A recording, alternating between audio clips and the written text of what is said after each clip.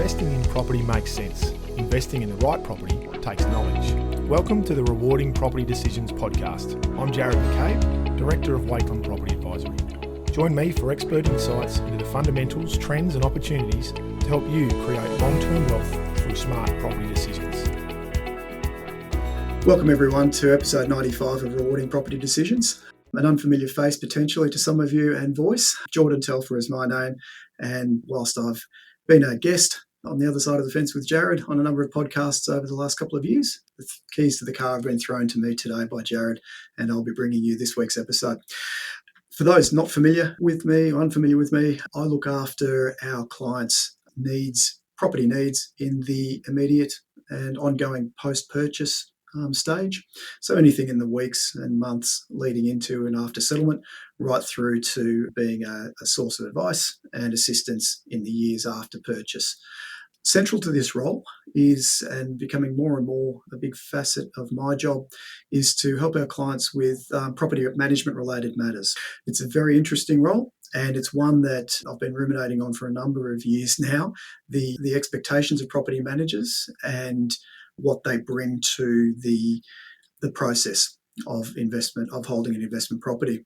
It's occurred to me that whilst the expectations of a selling agent, one of a person who has good negotiating skills as an expected attribute, the same I don't find is common for, or a common expectation for, a property manager. And in fact, it's good negotiating skills that can make a significant difference to a client's asset and how hard that asset works to provide them with the month-to-month return. So to bring you some practical examples of the value added by the best property managers, I'm really pleased to have Fran Gulluni from Nelson Alexander in Fitzroy join us today. How are you, Fran? I'm good, Jordan. Thanks for having me today. No, pleasure, and I'm glad you could join us. For those not familiar or unfamiliar with Fran, and there will be a number of you who Fran is a familiar face and voice, Fran has been looking after a lot of our clients in the inner northeast through to the northern suburbs northwest for many years now, at least 7 or 8 years. And I've had quite a number of dealings with Fran, gotten to know her and her professional capabilities. These days, Fran has brought me more into a team leader role, I believe, in the last 12 months, Fran, while still retaining, obviously, a fair portfolio of properties to look after. A bit of a upwards, sideways movement into a different role at Nelson's? Yes, you can say something like that. I mean, I'm still probably more upwards. Definitely upwards. Yeah. Look, I'm still managing a portfolio, but the number has decreased. So I've still retained majority of the clients that I've been managing for the time that I have been here with Nelson Alexander, which is almost 9 years. Right. But I went from managing about 220 properties down to now 110. Whilst also managing a team of property managers. Yeah, far more manageable. For our listeners' benefit, and just to put it into some sort of context, we catch up fairly regularly over the phone, and also I like to, as I keep reminding our clients, I'd like to get out to their properties at routine inspections at least once a year, and self-evidently, a number of those are going to be Nelson Alexander properties. I very rarely walk away from having gone through a property with Fran without having taken back some nugget of information that is puts into things into a different perspective, or an insight into perhaps changes to the Residential Tenancies Act upcoming, or just different ways of going that Fran goes about things, which I really value. And if we can pass those on to clients more broadly, I'm very pleased to do so. So I thought to myself, look, it's about time we got Fran on, just to go through a couple of those areas where I think that the role of the property manager is a little bit underappreciated, and certainly the difference between run-of-the-mill property management and those property managers that can really add some significant value and certainly justify that little bit extra that should be expected to be paid for their services.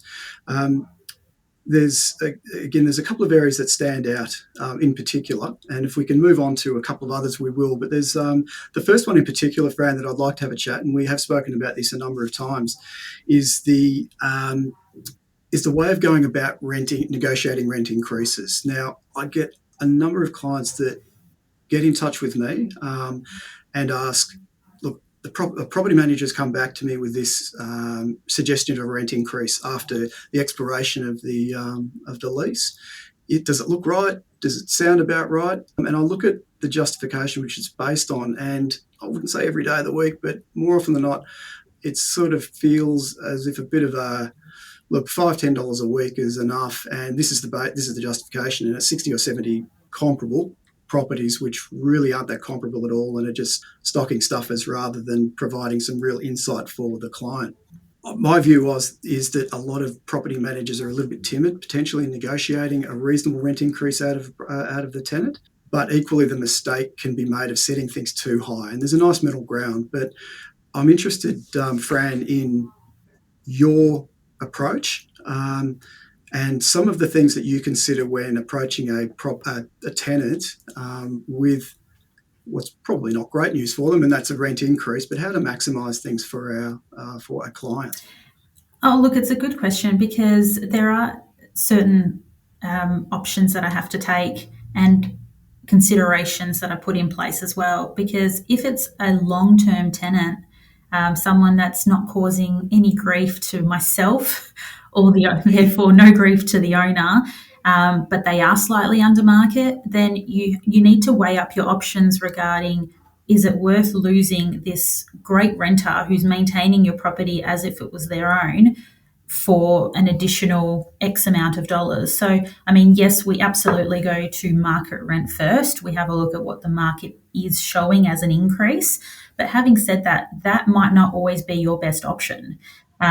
Set it a little bit below. I've always said to clients, just set it that little bit below the top end of market rent. Yeah, absolutely. If you've got a great renter in there and the market is showing a $40 a week increase, is it worth potentially losing your renter for that additional sum when you might be looking at increasing it by, say, $30? It's still a great increase, just keeping it slightly below market, because any comparable properties that you do use for your rent increase, you actually need to show proof to the renter. So from our back end, when we look up comparable properties, we're using that, yes, to base our recommendation, but then we need to give that evidence to the renter when we issue the rent increase notice. So if that particular, those particular comparable properties are showing a $50 to $60 increase based on what they're paying, but then we're only going to increase it $30 or $40, they'll see that we're looking after them as well. Yeah. And something that was interesting in when I had a chat to you, probably late last year, Fran, it sort of got my juices flowing, thinking in terms of how we can probably bring this to clients through this podcast. I've always been a bit sceptical of recommendations for property managers to just apply a CPI increase. It seems to be not so much a cop-out, but probably an easy way of avoiding potentially a negotiated rent increase based on market. But you demonstrated a different perspective in terms of where that is actually a tactically astute way of going about it. And if you could expand on that I think is quite valuable. Yeah, and look, there might be some owners out there that aren't aware that we can use CPI, or there's also another means of increase, which is called the Metropolitan Price Index, which has normally been a little bit higher than CPI, and that's on an annual basis. So look, at the moment, I've just recently used the MRI as a comparable, and that was sitting at 8% increase, whereas CPI, I believe at the moment, is about 2.4%. Sometimes the market doesn't show the sort of increase that we believe is applicable to the property, especially if we may have leased it at a lower time of year or a less busy time of year. That's when something like CPI might actually come to the owner's benefit, because the market might show an increase of maybe only $15, $20 a week, maybe even less than that. But CPI might be at the higher end, and you want to do absolutely the right things for your clients and make sure that they're getting the best return. At the end of the day, if the property is too far below the market, and we found this time, especially during COVID, we had to decrease rents constantly. So we were playing chasey at the end of the day, trying to increase the rents. And now we're back to a really good level playing field. But you don't want to be so far below market that then you have to hit your renter with a $50, $60, $70, $80 increase and then have to justify that. That's exactly right. And it's best to just keep them, just even if they're incremental increases each year. I've always said to clients, just keep it below market. Don't give a tenant a reason to go searching for alternatives. And justification for a good tenant looking after the property, paying the rent on time. Keep it just a bit below market, easy to justify, but you do need to keep that nice balance. So as you said, Fran, you don't find yourself after a few years $60 or $70 below market, costing an opportunity cost there for the client and the owner. And it's extremely hard for a tenant to swallow that hit in one hit anyway. The other thing that is also a consideration too is the length of a lease extension. And I know part of your armoury, Fran, is to not just necessarily fall back on a standard 12-month lease extension. There could be reasons for perhaps extending that out. I think you know where I'm getting at here. If you'd like to, in your own words, just explain what the thinking is there sometimes, Fran, and offering maybe a 15 or 18-month lease extension. Yeah, absolutely. And I like to have these conversations, particularly when a property is in the market in December or January. The last thing you want is the property to become vacant in a December period when we're leading into Christmas or New Year's. But equally, we may not want a property to become vacant at the beginning of January either, because you take lifestyle into consideration. People are away over that period of time and they don't particularly want to move. And historically, we have found even opens leading up to Christmas and the first few weeks of January are generally pretty quiet. So I do like to recommend that if we are starting a lease in a December period, we may extend that out to a 13 or 14-month lease. 14 months is probably better, so that way it rolls into February and we're actually putting it on the market in January. Try to maintain that cycle if possible. Absolutely, because we have found in the past January, February, and March always our busiest times of year. And then equally at the other end of the year, October and November tends to be really busy because people want to secure a property and move in and settle in before the Christmas period. Christmas. Yeah, absolutely. Yeah. But then, when it is a new fixed term lease that's in place, when we're coming up to the renewal stages, if it has started in that May, June, July period where we do find inquiry sometimes drops off a little bit, consideration can be given to perhaps doing an extended lease to get it out of that quieter period of time. I mean, it doesn't always benefit. That might not be something an owner wants, but it's certainly a conversation to have and just allowing them and giving them options. Yeah, and these are little things. On the face of it, they're little things, but they can make a big difference. Particularly that early part of the year, so late Jan through to March-ish, and then as you said, Fran, sort of that September, October, November before Christmas for people to get settled, there can be a big difference in not only even if it's only $10 or $20, $10 or $15 a week difference, but it's also the minimising the vacancy period as well. And these sorts of things can add up to many, many hundreds of dollars just giving some thought as to, well, can we manipulate, if you like, for want of a better term, the lease term and not just think, well, 12 months. Let's see if we can, and it might suit the tenant as well. A longer lease extension or a longer lease term might well suit them. So something that could be a win-win for both owner and tenant can really be manufactured. And these really does add up. Yeah, absolutely. And look, we actually are finding more and more renters now asking for 2-year leases up front, which it's not something we're comfortable with. Our preference is always to start with a 12-month lease and see how things go in the first 12 months. It might not suit all parties to have the renters continue. And we explain this to them when they do apply. Sometimes they are applying for 2 years purely to show how interested they are. But putting a 2-year lease in place, we can only increase the rent every 12 months. So if we were to do an extended period, we would build in a rent increase that we're all comfortable with, and it would have to be by a dollar amount as well. We can't state a clause in a lease that says it's by percentage. Yeah. And certainly I wouldn't recommend a client enter into a 2-year lease if there's any modicum of thought that they're going to be potentially selling or moving in themselves or a family member. You don't want to encumber your property with a Yes. lease if you have other uses for it. So, yeah, these are the discussions which I guess we have, don't we? And you particularly with the owners beforehand, but not be dogmatic about, well, it's 12 months or whatever it might Yeah. be.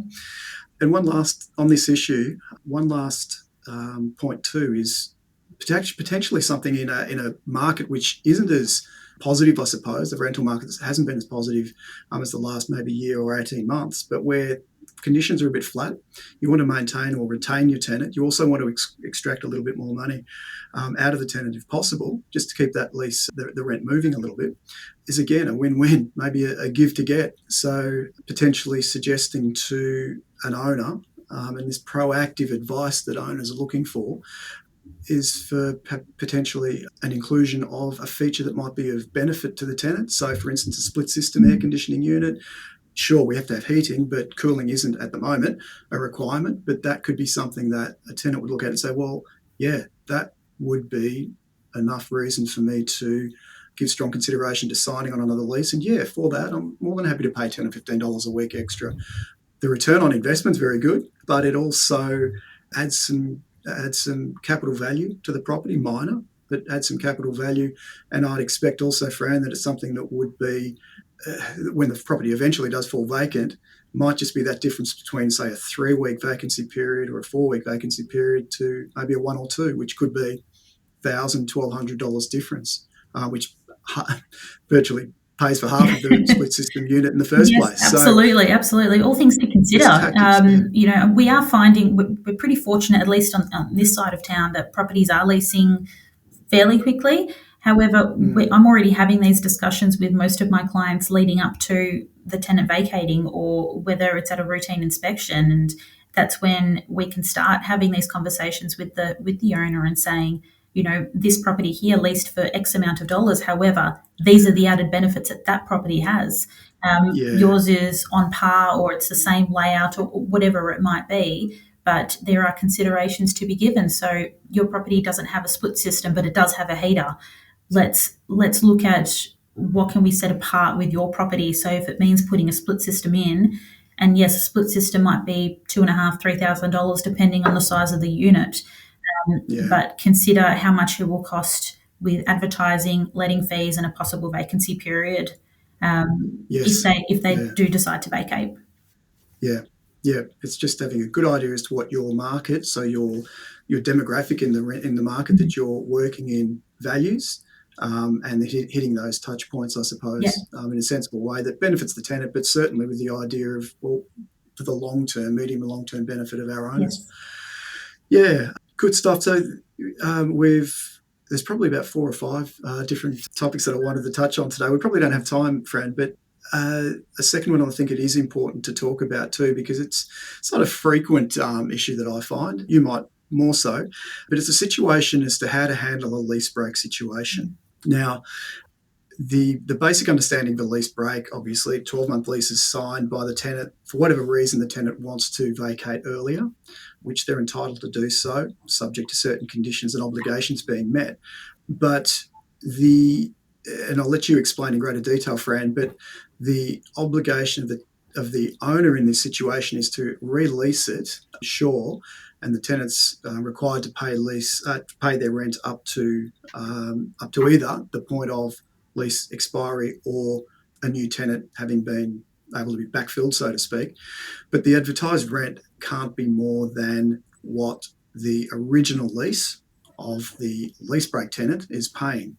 Now, that might be well and good in a flat market, but if, say, the tenant who's breaking the lease, say after 7 or 8 months, is looking to vacate at a time when there's been significant rental growth, the owner incumbent to advertise their property at what the current tenant's paying could be setting themselves short compared to going back out into the marketplace and finding a brand new tenant in the normal fashion. So there's a couple of different approaches that can be applied here, Fran. And if you could just further expand on that, that'd be of value, I think. Yeah, absolutely. Look, break leases are interesting conversation because I don't think a lot of owners know that you can negotiate these terms. Everything's up for negotiation at the end of the day.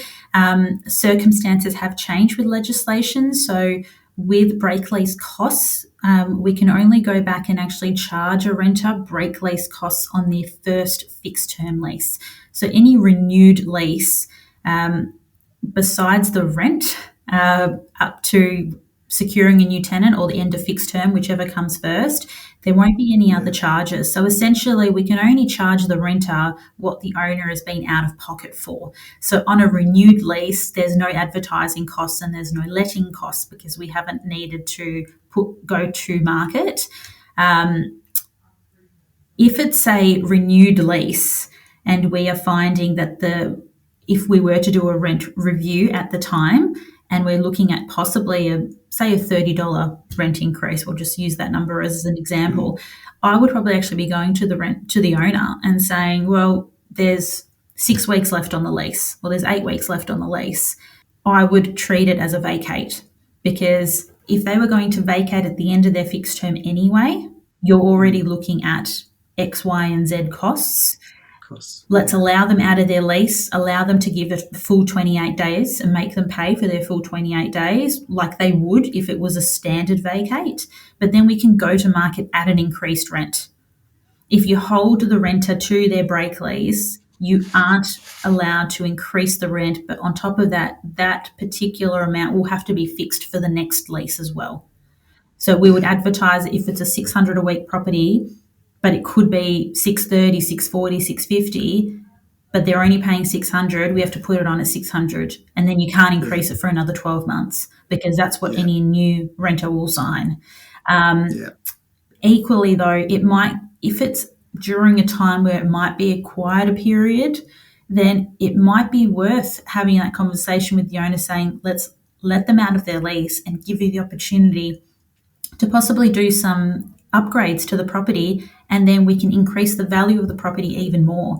So yes, there's a few more phone calls, there's a few more emails, it takes a little bit more time, but you're doing what you can to get the best possible outcome for your client at the end of the day as well. And honestly, we haven't had, I haven't personally experienced any owners saying, no, that's a bad idea, because I'm trying to get the best outcome for them. And sometimes the best outcome is thinking over the horizon, not what is now, but what is 5 or 10 years hence. And that sort of leads nicely into probably what will need to be probably our last discussion point, Fran, because we could talk for this. We can, yes. And something that I'm a particular stickler on, and that's preventative maintenance. So the benefits of it's the old stitching time saves 9. Yep. And again, I've seen too often, and it's interesting going through routine inspections at times. And I do say to clients, look, I'd like to attend because I like to stand back and look at the big picture items because I know that a lot of property managers, and it's not a criticism of them, but they'll talk to the tenant when they go through and ask, are there any issues that we need to look at, anything out my owner might need to know about? But they tend to look at things in the minute. So worried about dishes, an untidy kitchen with last night's dishes in the sink, or pizza boxes on the coffee table, or whatever it might be. Whereas in reality, if they were to take a step outside, they might see a build-up of leaf litter in the gutters that needs to be looked at straight away. Otherwise, getting a tradesperson out or a handyman out for half an hour, and costing $300-$400, whatever it might be, could save $10,000. Next time there's a big downpour, water backs up through the eaves into the ceiling space and collapses the ceiling. So it's a lot of these little items like preventative maintenance as well that I know that you've got an eye for, which is great, Fran. Silicone seal around bathroom tiles costs next to nothing, costs no time. But you let those sorts of things go, and you could, in the extreme situation, after 10 years, find that we've got a collapsed floor because water gets behind the tiles into the plasterboard and then into the subfloor. So, that sounds extreme, but I have seen it. And you stand back and go, if only that grout was looked at, if only the silicone was replaced, these little things wouldn't emerge. And hence, as you say, taking it back to the last point of, well, we've got a vacancy period. Let's go have a look and see what we need to do, if anything, to put these little repairs in place to save big issues. Yeah. That's what I suppose we're getting at, and that holistic look at the property. And this is why I think it's great for owners if they are local and are able to attend, particularly I find final inspections, so bond inspections, to be a great way for an owner to come and see the property while it's empty. So a renter has just vacated. Let's organise a time to meet there together. Let's have a look at the property, and not so much just saying, oh, yep, the renter's returned it in great condition, it's clean, let's return their bond. But let's have a look at what potentially needs to be done. Okay, these blinds are looking a bit shabby. Should we look at replacing them before they start to break? The weatherboards outside, there's a couple of sections that are starting to rot. Let's have a look at replacing 3 or 4 boards. I mean, with weatherboards, unfortunately, you take one off and another 2 will break. So you look at replacing a couple of those instead of getting them to a point of deterioration where the water starts getting through to the property. Should we look at doing a repaint externally to prevent any additional damage? Having a look at, if the gutters are rusted, should we look at doing a replacement there? And any external work is great to do while the renters are there, because it really shouldn't impact their ability to be at the property. And if it will save the owner in the long term, I mean, repainting a whole house it's expensive exercise, especially if they're weatherboards. And I manage a lot of properties, older properties, the weatherboard style. So if you can look at doing a couple of touch-ups here and there, absolutely go ahead and do those. It will save you in the long run. Internally, even if it's something as simple as servicing a split system air conditioner every 12 to 24 months, cleaning aircon filters is not something that is a requirement by the renters. It does fall under maintenance for owners, but that will just expand the lifespan of a particular unit. And, spending $350 to get someone out there and service the unit, make sure it's working efficiently, that unit then could keep running for another 10 years, even longer. So it's little things like that I think are really important to look at. Yeah, it's probably where I'd probably like to sort of wrap things up anyway, Fran. It's what we've discussed here. They might all seem in isolation to be small things. A $10 a week an increase here and there, maybe, just keeping an eye out for, as you say, some weatherboards that are starting to rot but aren't at the point of placement. How to handle, lease break situations, which are looking at 12 months' time. How do we put our owners in a situation where their interests are best served?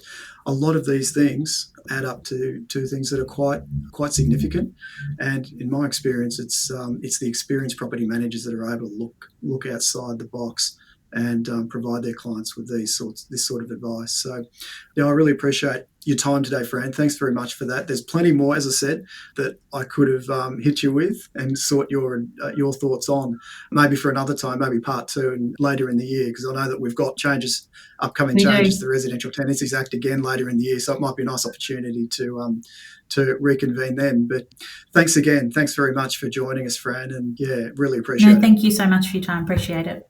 And thanks very much for joining us today as well, those listening in or watching on. I hope you got something out of today's discussion with Fran. If there's any further information that you would like from us, please feel free to reach out to me directly, wakelin.com.au. And if you feel that there's anybody, family, friends that might benefit from a further discussion around property management related issues particularly, please feel free to forward this on, and we hope it's of some value. Thanks again, and all the best until our next podcast. Bye now.